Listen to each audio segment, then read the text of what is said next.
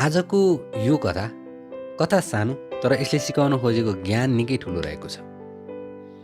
एउटा कक्षा कोठामा एउटा शिक्षकले पढाइरहेका थिए। बच्चाहरू कलमलङ कलमलङ गरिरहेका थिए र शिक्षकको काम भनेको पढाउनु, बच्चाहरूमा एउटा सकारात्मक ज्ञान दिनु, होइन त्यही त हो।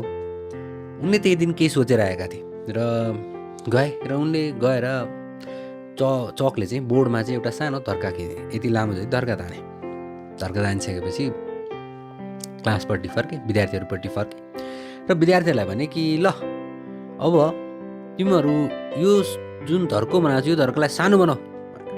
एउटा विद्यार्थी आएर मेट्यो, होइन मेटिदिएछ अलिकति, मेटिसकेपछि त्यो सानो भयो भने सानो भयो सर।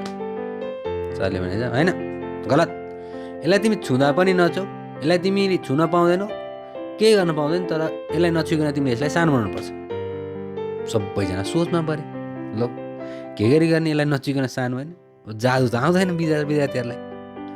त्यत्तिकैमा ती सम्पूर्ण विद्यार्थीहरूको माझबाट एउटा विद्यार्थी उठेर ऊ बोर्डतर्फ गयो। बोर्डमा गएर एकछिन चकले बस्यो, होइन उसले सायद केही सोचेर आएकै थियो, त्यहाँ गएर पनि फेरि सोच्यो र त्यसपछि उसले त्यो चकले त्यो जुन सानो धर्को थियो त्योभन्दा माथिपट्टि एउटा लामो अर्को धर्को तान्थ्यो, जसको सामुन्ने त्यो अगाडिको धर्को सानो भयो। बुद्धिमत्तापूर्ण चाल थियो त्यो, कथा सानो थियो होइन।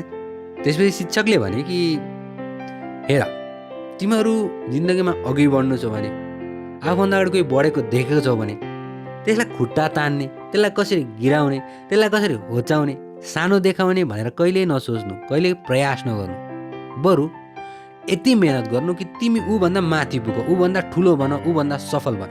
यति मेहनत गर कि मेहनतले पनि भनोस् कि यो त यसकै भएको साला ल भनेर, होइन त्यतिको चाहिँ मेहनत गर र अरूलाई सानो बनाउने काम नगर, आफू ठुलो हुने काम गर।